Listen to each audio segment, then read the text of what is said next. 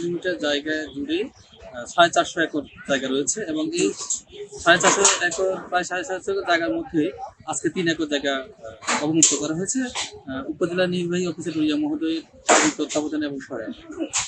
আর BAWT পরবর্তীতে অবমুক্ত জায়গা তার ভূমি ব্যবস্থাপনা ম্যানুয়াল এবং তার বিধি অনুযায়ী পরিধি ব্যবস্থা গ্রহণ করে।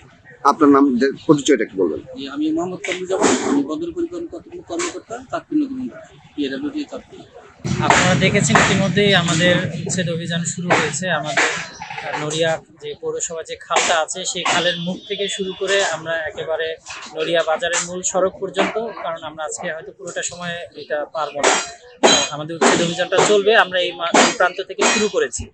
মূলত এই জায়গাটা হচ্ছে বিআইডব্লিউ এর অধিগ্রহণকৃত জায়গা, যেটা অনেক দিন পর্যন্ত বেদখল ছিল।